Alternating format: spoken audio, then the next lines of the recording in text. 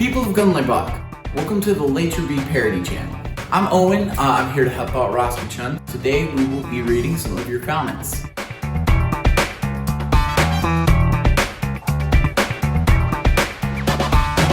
Don't forget to subscribe to our Leitrabi channel. Thanks for watching. Share this video, leave comments, likes. Love you Leitrabis, yay hooray!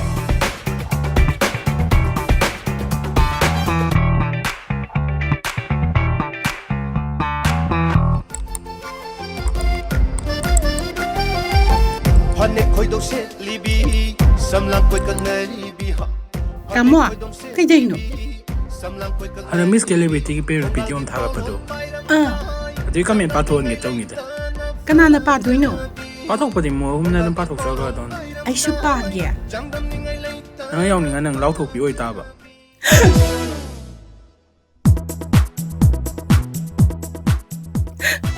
Ay kanin pa ba pangani? Ay wakalyam nungay. Haraw-re. Adudi ay wakal nungay boy na isay mahada sa ugige.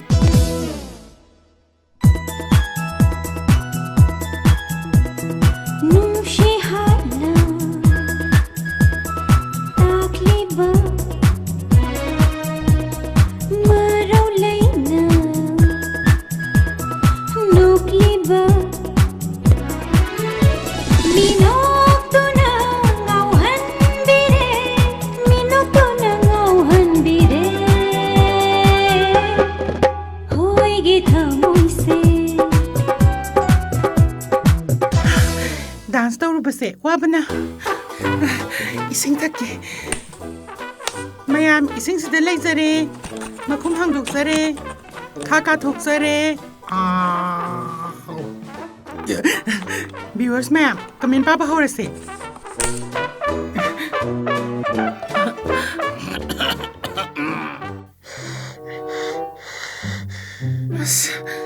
Miss Nagreda. Oh, I see what you're doing.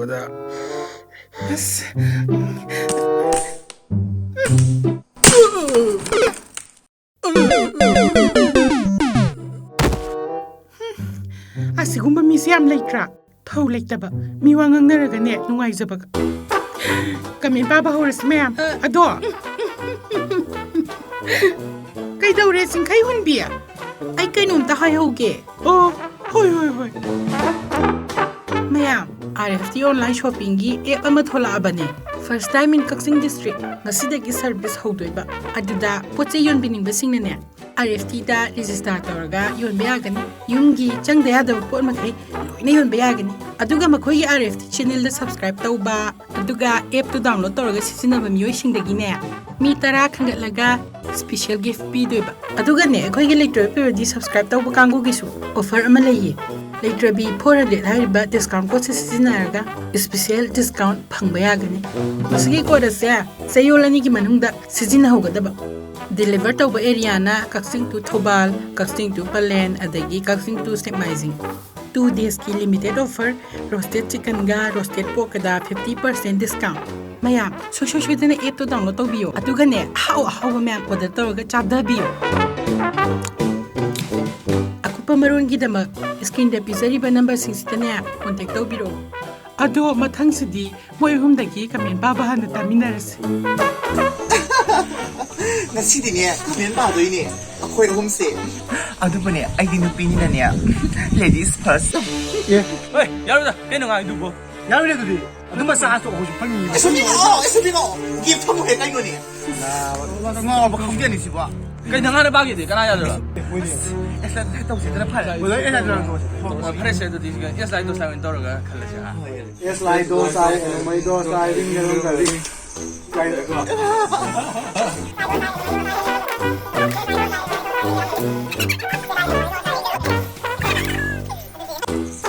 Ma'am, han comment chidi Joy Shankar Rajkumar hariba yambasi koi parody gi yamna maroiba fan amasu oribani yamna bibireba comment se san huran bi haisine parody gi dialogue sidi compare ga lai pote adu yun dro sinu ba ni nan parody mo ga san huran bi man man Hakchang se sada thakta bana pongson sole. 당신은 비자니네 빼보는 거. The best antidote of sadness and depression. Leitrabi. Punyaji Rajkumar, tasina ngai ba da warurobani. Isi now singi ado khara toina pilapnaba. Ising jari ngai ba da yawai. Hek yeng ba hau ba gani a video se loising gidra. Haina ne pakhatse. Yang sina busy da kam. Tuga mathangi comment sina thoibi okram na bibira ko comment. Sounding baga loi fagre si yeng ba da ire. Oi loi sounding ma thari bonida. Tangna Lakshmi alternative. Sumage Uyambane, Luina Putopa video share, Tech Lika Sinal, no for the Sushi, Matanga Iso, they had no one Puto, Langa video no one Rahul Tiam, Yam sounding iko, video upload over, Naibada, Ken Maya, Mangaibadania, in one, number Giloresu, video, casting Matic Napiro oil. Now the music. See, draw. I believe I gave my hand on the beginning. Matang the people comments now. Humpty Dumpty Manipur, Humpty Dumpty Manipur is a quite level. A Roy Buggy, my the lung but to the Asing by Naram Domale.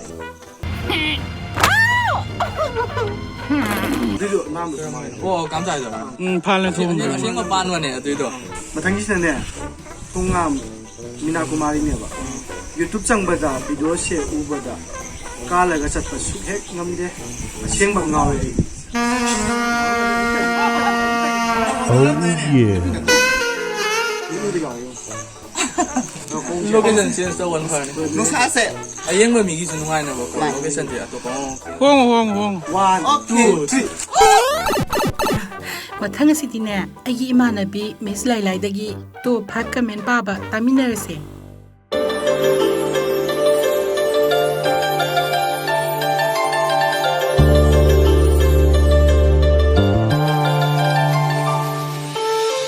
Mayambo khudum jari. Hausi ramu to comment parase. Comment bana bip saja ke.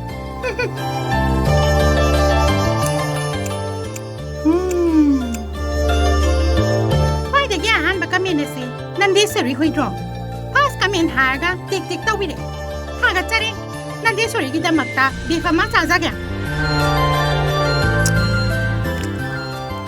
Yam haure. Second kami sidi. Nirmala laisam. Mana hai bide. Kepeda my Leitrabi parody guys. Nirmala laisam kita makta. Matang sidi akina manga. Mana hai bide. Kudos to all Leitrabis. Thank you. Makata na yung video. Mariso basina dele jas. Mana habire. The more you watch their videos, it gets better. Thank you. Hanjin yung video.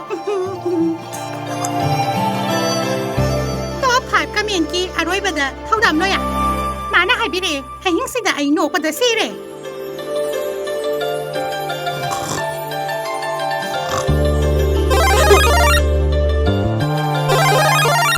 Leitrabi parody notification lại nhìn ya.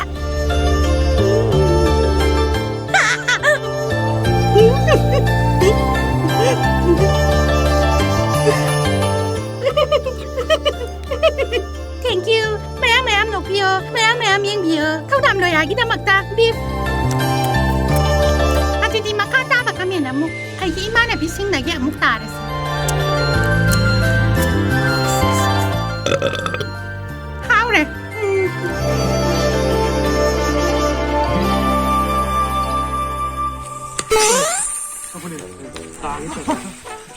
Tangam na hayaisina photo number haita baise yam sumi. Mama na photo naman ba ito? Oh, kanino? Namjabo ima. As nang sidinya. Karaidro sinamduri sibo. Sidenetro. Mama ko di mani ako master. Siang manida, siang ba. Mayam daw na rin kasi sintoga. Tawrin. Matang sidi Bronson Singha. Yam nungay matam pumbada. Mayam su nuhandu nas seba togo oibiyu video asi. The dislike nami bakay sing selfie queen nga oram ni.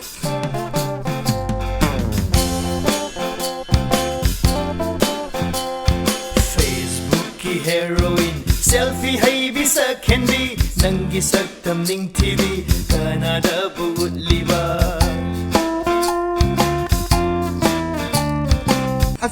ꯐꯖꯔꯕ ꯅꯨꯡꯉꯥꯏꯕ video ꯑꯁꯤꯗ dislike ꯅꯝꯕ ꯉꯝꯃꯤꯁꯤ ꯆꯨꯝꯗ꯭ꯔꯣ ꯃꯤ ꯍꯥꯏꯕ ꯑꯗꯨꯅ English ꯌꯥꯝ ꯉꯥꯡꯖꯒꯥꯔꯤ edit ꯇꯧꯔ ꯊꯥꯗꯣꯛꯆꯔꯛꯆꯅꯤ life ꯏꯁ ꯑꯦꯛꯁꯤꯗꯦꯟꯗ ꯃꯊꯪꯁꯤꯅ first name ꯑꯍꯥꯟꯕ ꯃꯤꯡ thanks you for the subtitle 이만한바 ꯃꯌꯥꯝ ꯈꯣꯏꯗꯁꯨ ꯌꯦꯡꯍꯜꯂꯤ ꯅꯣꯛꯄꯗ ꯂꯣꯏꯔꯤꯌꯦ ꯅꯣꯛꯄꯗ ꯂꯣꯏꯔꯤꯌꯦ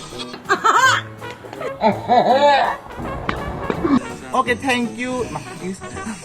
Hangansari. Ningthi Nongna pipirko comment. Moral of the story.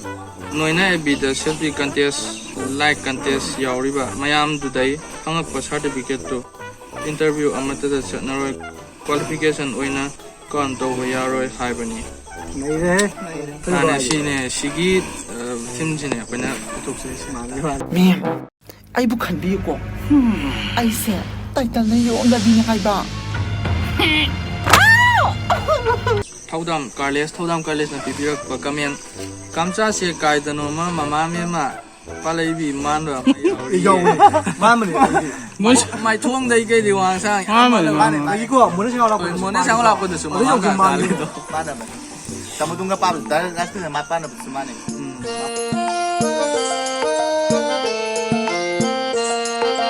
Angang nakiraga ingay tawagum tawrashira khane shumamada nupapiyu haina angang napiraga thaini bagum nirashira khane shumamada nupapiyu haina angang nakiraga ingay tawagum tawrashira khane shumamada nupapiyu haina angang napiraga thaini bagum nirashira khane shumamada nupapiyu haina koining ilangning matamgi irangdi yauningni sakta chuda wata bini ai nupa na pamida so koining ilangning matamgi irangdi yauningni sakta chuda wata bini ai nupa na pamida so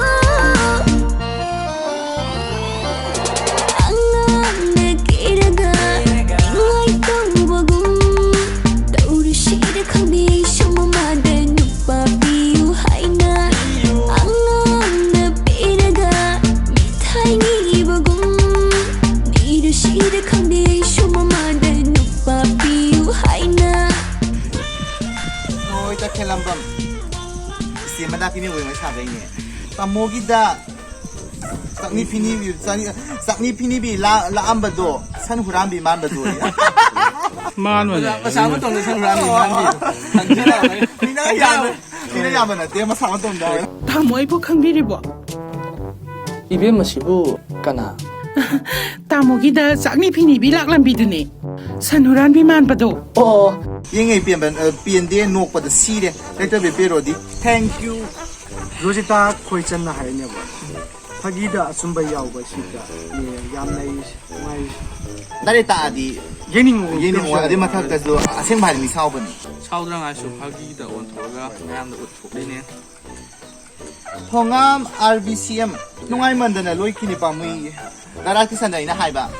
Dara se number dana numini hum cha nu samak to ya phawra ga nam me do ga ne thoka mini ani hum. mini ani isai yang sak loisin gi doini adu mayam akoina wana namaga mayam na yeng yam nungai na yeng bi batuna khoi wa ngai khai bisu loina ko ini wa hanjili ban. bai yam Adune. adu yeng bi Kamong pa Kama pa se. phamma muk pa jage mayam ko sa de le palo ai Boring wa su man sulu da ko. ku si da nga da Ay Zulu koi. 수영어 어디야 뭐 One, two, three. Ay ko ibe mo do. Magi kamen pani hay budo. Awa ho kraba salan.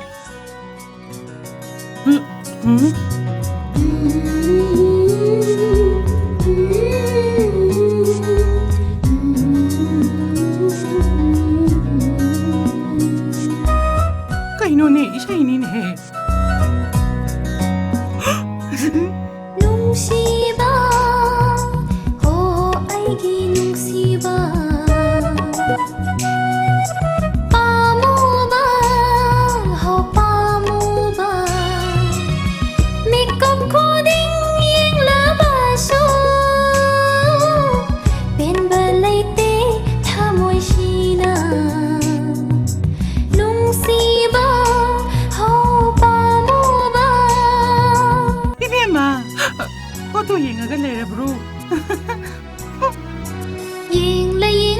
ꯅꯨꯡꯁꯤꯕ ꯍꯦꯜꯂꯛꯏ ꯊꯝꯖꯅꯤꯡꯉꯤ ꯏꯊꯥꯅꯨꯡꯗ ꯆꯦꯠꯅ ꯑꯩꯒꯤ ꯅꯨꯡꯁꯤꯕꯗꯤ ꯅꯪꯇꯅꯤ ꯑꯩꯅ ꯄꯥꯝꯖꯕꯁꯨ ꯅꯪꯇ 이비엠아 ꯇꯅꯤ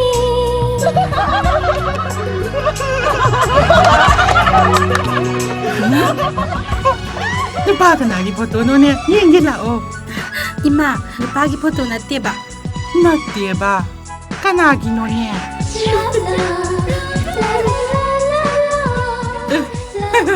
라라라 오 비제기 아생박이라 라라라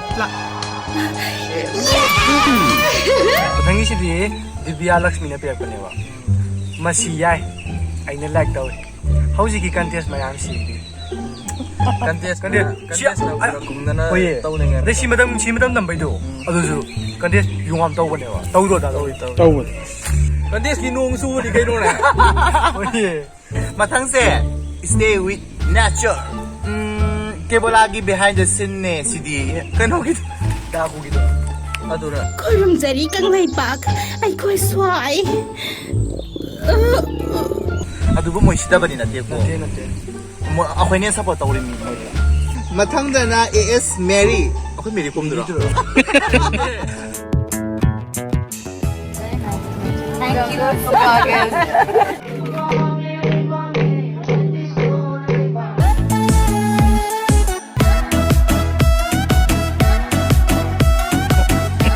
ꯑꯩꯈꯣꯏ ꯃꯦꯔꯤꯗꯤ ꯄꯤꯔꯣꯗꯤ ꯃꯦꯔꯤꯅꯤꯀꯣ ꯆꯥꯎꯔꯣ ꯇꯧꯔꯒ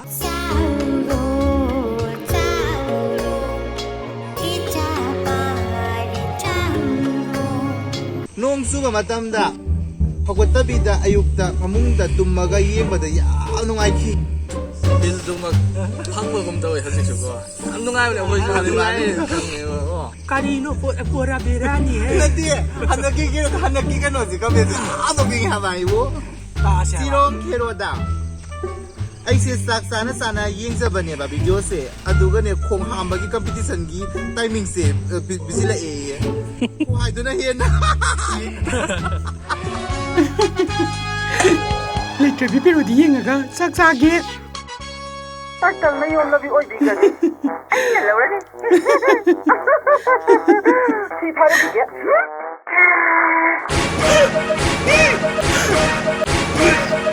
number Dꯗꯣ ꯑꯃꯨꯛ ꯁꯤꯜꯂꯛꯑꯣ ꯑꯩꯈꯣꯏꯒꯤꯅꯦ ꯂꯣꯏꯈ꯭ꯔꯕꯣ ꯂꯣꯏꯈ꯭ꯔꯦ ꯃꯥꯡꯈ꯭ꯔꯣ ꯑꯗꯨꯗꯤ ꯃꯌꯥꯝ ꯑꯗꯨꯗꯤ ꯀꯃꯦꯟ ꯑꯃꯨꯛ ꯄꯥꯔꯒꯦ ꯍꯟꯗꯛꯇꯤ ꯀꯦꯛ ꯆꯥꯔꯒ ꯄꯥꯒꯦ ꯃꯌꯥꯝ ꯑꯁꯤ ꯑꯃꯨꯛ ꯆꯥꯖꯔꯦ ꯁꯣꯅꯤꯡ ꯈꯦꯇ꯭ꯔꯤ ꯃꯌꯨꯝ ꯅꯣꯏꯕꯁꯦ ꯈꯔ ꯍꯟꯊꯔꯗꯤ ꯐꯗꯧꯅꯦ ꯑꯗꯨꯕꯨ ꯌꯥꯝ ꯐꯖꯩ ꯑꯩꯁꯨ ꯁꯣꯅꯤꯡꯉꯤꯕꯅꯦ ꯑꯩꯈꯣꯏ ꯂꯣꯏꯅ ꯁꯣꯅꯤꯡꯉꯤꯕꯅꯦ ꯌꯥꯗꯗꯅ ꯇꯧꯔꯤꯅꯤꯅꯦ ꯂꯩ ꯃꯄꯣꯛꯐꯝ ꯁꯅꯥꯇꯣꯝꯕ ꯊꯤꯔꯕ ꯃꯅꯤꯄꯨꯔꯤꯒꯤ ꯏꯁꯩ ꯃꯌꯥꯝ ꯚꯤꯗꯤꯑꯣ ꯃꯔꯛꯇ ꯑꯦꯗ ꯇꯧꯕꯁꯦ ꯌꯥꯝ ꯅꯨꯡꯉꯥꯏ ꯍꯧꯒꯠꯂꯛꯂꯤꯕ ꯌꯨꯠꯁꯤꯡꯗ ꯅꯧꯍꯧꯅꯅ ꯇꯥꯕ ꯐꯪꯍꯜꯂꯦ ꯂꯣꯡ ꯂꯤꯞ ꯂꯩꯇ꯭ꯔꯕꯤ ꯊꯦꯡꯛ ꯌꯨ ꯅꯍꯥꯟꯋꯥꯏꯒꯤ ꯏꯁꯩ ꯐꯖꯕ ꯃꯌꯥꯝꯁꯦ ꯁꯨꯃꯥꯏꯅ ꯍꯥꯞꯄꯗꯤ ꯂꯣꯏꯅ ꯀꯧꯅꯈꯤꯗꯣꯔꯦ ꯁꯨꯃꯥꯏꯅ ꯃꯇꯦꯛ ꯁꯨꯝ ꯍꯥꯞꯄꯗꯤ ꯀꯥꯎꯗꯦꯗꯅ ꯔꯣꯍꯤꯠꯅꯣ ꯍꯥ ꯁꯤꯗꯣꯔꯦ ꯅꯣꯛꯄꯗ ꯗꯥꯔꯁꯤꯁꯟ ꯈꯔ ꯇꯣꯏꯅ ꯚꯤꯗꯤꯑꯣ ꯑꯅꯧꯕ ꯊꯥꯒꯠꯄꯤꯔꯛꯑꯣꯌꯦ ꯔꯥꯖꯀꯤꯁꯟ ꯅꯪꯒꯤꯅꯦ ꯇꯨꯝꯕ ꯆꯥꯕ ꯇꯧꯔꯒ ꯂꯩꯕꯗꯨꯅ ꯀꯩꯝ ꯑꯣꯏꯔꯣꯏ ꯚꯤꯗꯤꯑꯣꯗꯣ ꯁꯠ ꯅꯝꯃꯒꯅꯦ ꯁꯠ ꯊꯥꯒꯠꯀꯗꯕ ꯈꯪꯉꯤꯗꯅ ꯌꯥꯝꯕꯦꯝ ꯇꯣꯟꯗꯣꯟꯕꯁꯤꯡ ꯃꯅꯤꯄꯨꯔꯤ ꯐꯤꯂꯝ ꯌꯦꯡꯗꯧ ꯁꯔꯨꯛ ꯄꯦꯔꯣꯗꯤ ꯇꯤꯝꯕꯨ ꯌꯦꯡꯒꯦ ꯉꯥꯏꯖꯔꯤꯕꯅꯤ ꯁꯣꯝꯅ ꯑꯩꯈꯣꯏꯒꯤ ꯄꯦꯔꯣꯗꯤ ꯚꯤꯗꯤꯑꯣꯁꯨ ꯌꯦꯡꯕꯤꯌꯨ ꯑꯗꯨꯒ ꯃꯅꯤꯄꯨꯔꯤ ꯐꯤꯂꯝꯁꯨ ꯌꯦꯡꯕꯤꯌꯨ ꯃꯅꯤꯄꯨꯔꯤ ꯐꯤꯂꯝꯁꯦ ꯑꯩꯈꯣꯏꯅ ꯌꯦꯡꯅꯗ꯭ꯔꯗꯤ ꯀꯅꯥꯅ ꯌꯦꯡꯅꯒꯅꯤ ꯄꯦꯔꯣꯗꯤꯁꯨ ꯁꯞꯄꯣꯔꯠ ꯇꯧꯕꯤꯌꯨ ꯃꯅꯤꯄꯨꯔꯤ ꯐꯤꯂꯝꯁꯨ ꯁꯞꯄꯣꯔꯠ ꯇꯧꯕꯤꯌꯨ ꯁꯦ ꯃꯊꯪꯒꯤ ꯀꯣꯃꯦꯟ ꯄꯤꯔꯛꯄꯁꯤꯗꯤ ꯁꯦ ꯄ꯭ꯔꯤꯊꯤ ꯂꯥꯡꯄꯣꯛ ꯂꯥꯛꯄꯝꯗꯒꯤ ꯀꯣꯃꯦꯟꯁꯤ ꯄꯤꯔꯛꯂꯦꯕ ꯈꯨꯅꯩ ꯊꯤ ꯅꯩ ꯍꯥꯏꯕ ꯌꯥꯝꯅ ꯅꯩꯔꯤꯕ ꯌꯥꯝꯅ ꯊꯥꯒꯠꯆꯔꯤ 하소이 난 그래 너무 하소 ꯏꯄꯥ ꯇꯣꯏꯅ ꯄꯤꯔꯛꯄꯅꯦꯕꯀꯣ ꯅꯣꯏ ꯅꯣꯇꯤꯐꯤꯀꯦꯁꯟ ꯉꯥꯏꯕꯗ ꯁꯤꯗꯣꯔꯦ ꯈꯔ ꯇꯣꯏꯅ ꯊꯥꯒꯠꯂꯛꯄꯤꯔꯗꯤ ꯄꯨꯟꯁꯤꯁꯦ ꯁꯥꯡꯗꯧ ꯃꯥꯜꯂꯦ 쌍리 너무 쌍거리니와 마탕기 가면서 아이 보켈라 각시에서 떨어게마 그नो पुसिसिदा एप नतन एडवेंट तौबै मातांगिदा अमका सिलंग का आइना दबिंग तौगी बने आइना दिकुमदे हनदा गेम प्ले रिप्ले हाइबको कितन सिरेबा 똑같이 나이리. 꼬리가 저기 뭐 코너리봐. 똑같이 나이리 할바 마스다. 낭디 양하려미나. 게임 플레이 하래니 뭐나. 혹시 아무도 봐주리와. 너 보수부 고민우리와. 마탕시는요. 임센이라 할 컨데. 지내래 보시기야. 오, 내가 레모도야. 공대 따이때 저작 요링한테 지는. 나띠에 DMC에서 막 하이리 야 이놈아이 이게 뭐야 인터레스 ям 레이 마통다 마야 비세 바도 바 ngamba 오이비 오이 마탕기 비디오 nga이자리 아무도 기대 파이 딜레이스들이야 그래서 다운들이 있으마이나 우리 혹시 누비고는 라크리 드라이더기 무가 가리 원 크라브나 이슈 판 그래.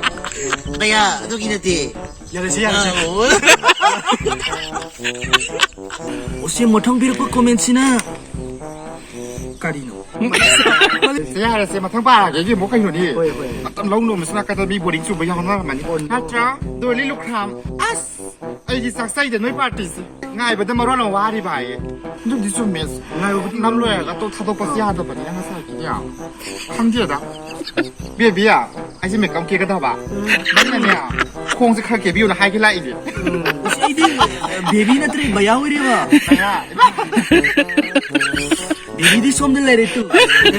그래서 비크람 아부잠다키 비락고 코멘다바. 시도리 노빠다. 시디 시키누 masak mayam sina tok siti.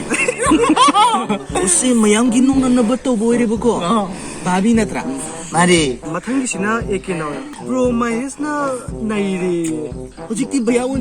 마니. 바야 마이스나 나이리. Karino pora birani. Eke na urim kogotseri.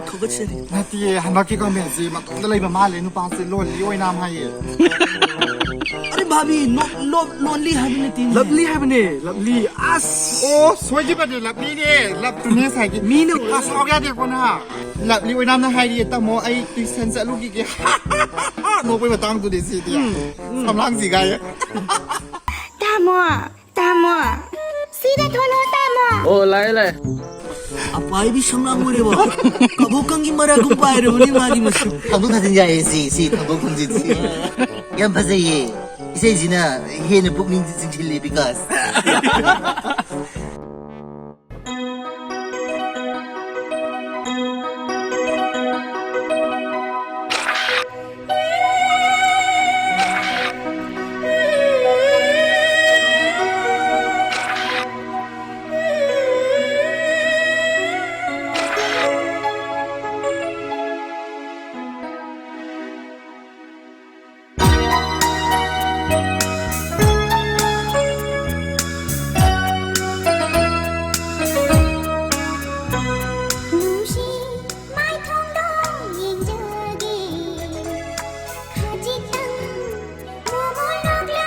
Hello em muốn sao rồi bao ya na ko nama da bi mo. Ayo. Nang pai ra ka pa mine. 하요 나 호또. Ayo. Kwenda hali sibananda konzemba miyamna 성능이 꼬여 까기 사이드나 까기 사이다 니 차오나면 영도 봐야 돼. 봐요 이거야 이거 봐요. Giờ quay sao tập bao. 마탕기 씨나 닐빌 닝통나 벽과. 파운데이션도 다보다 넥서스가 야타오. 마탕기 타데 마탕기. Devjani 101 dislike namiba kangu se like khomba kangu ne direct palam ne mane asumba waphamni comment da haibire se yang sumna haibire 비니타 일랑밤 야나 누가이 아도 비디오세 아숨 셈비라가 업로드 떠비라오 nga이베 아와이 마탐 상바 따라디 big fan from Kasar Kasar 가이기노 big fan 아이수 hoi lak ni hai 아이디 Kasar니 거니 Aji ti ka sa da. 야면 티 Kasar 가이디로 하요 Ji bai kai. ka sa ni 비니타 일랑밤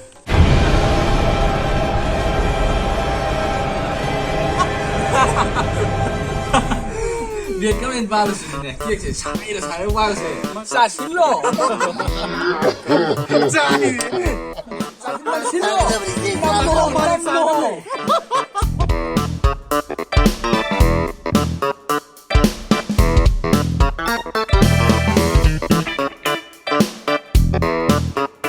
Han một comment chuyện đi BP Salamat Gaming YT na pibirakpa. Punsi pandam karino. Hoy punsi pandam karino eh. Hayo na na. Hoy punsi pandam haibu. Ako'y na ano ba nungai na ngai ba. Video mayam namnaga, mayam na yingaga, mayam na nungai ba. Mayam 이 punsi 상도는 ba. Mani! Tanggulo! Datang di sini ya. Raju sih nggak? Raju. Wow. As, nuri tahu isi ni memang deh. Ani kai bo. Asing bani pagi nanti. Nupa wadi ni nupa tahu nani ya. Aja, na standard dah lagi ba. Tamu. Ana, nada kali di izat mangali no. Nas hakat ada izat mangali kali. Hai 이제 도이면 Mali. 말에 이걸 다 떠오르. Kaza mangali si mangali doi ya. Ito kita.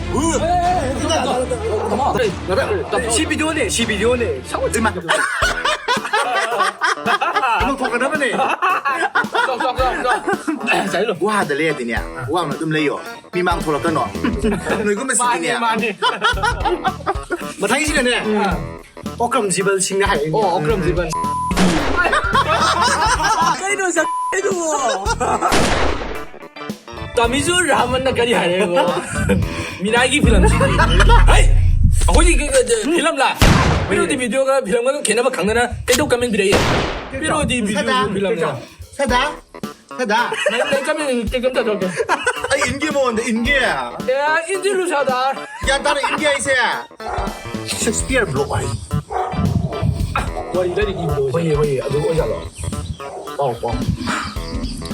Baby. Dia hui.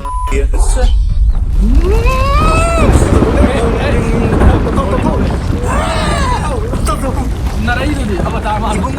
Ibu mo ibi mara khangdi. Khang dia cho. Like tamak to nang. Game sao chứ lo. Kita milo. 나 뭐.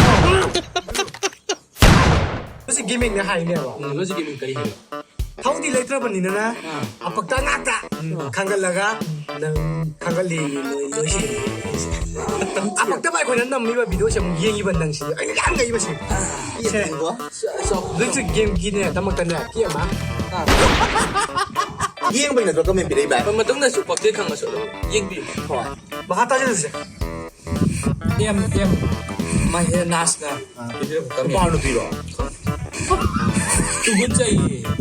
Ya maura bra. Ngati noya dwai do hai ra kam da pandro bo. Kicha maura bo. Ngati nan lagi khakanu lang no de ya de. Ayeng na sa lu saura ga ma pa ga no. Ana di kana ya do. Nang ida mak dai. Game sa ja awa bas ko leng. Sao i mo. Sargun yeng khom na hay ne ba. Ka yin dai ba. Ari kihena kya sa ti hi ko. Bini indi? Oh my god. Bini indi. Ibe tombi.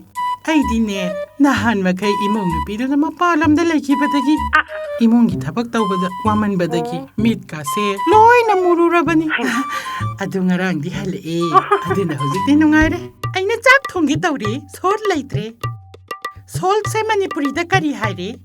Khangre kaw re. Are ma! Paigo ko ibe tombi. Ibe ma, karino.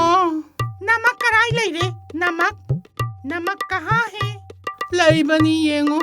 Are, कहना क्या चाहते हो? हिंदी में बोलो. आई खंगरे. नमक कहाँ है? खंगरे दे पे तुम भी मापालम दा है लेरो बता की इमों नुपी से मैते लोन है बस मंगांगी दरे हिंदी दंगांगा ले करे. Ato ibeton kay nomanggi. Nami kaya nino lay rito po. Nami nini. Nini kakta. Masayang tok pa sa luba. Ay Betty dah hangagi. Betty, namak कहाँ है? I don't know Hindi. Speak in English. Masam hair color sangu badagi. English tangang kreba. Nauba soro khai bana pigir kame ni. Nauba soro khai bana kama hare. Noina naira laira bra. Ore da noisi. Oi yam bhai ga inau hai ga nauba adum obado adum obiu adum da inakta pelam na adum ojin. Oi kiek si hawang ta na sa ga yai ko. Thank you. Ako yung uning da bagi. Kaya lang kaya ko. Munan kong kham. Kedo mo. Makatano. Kedo mo.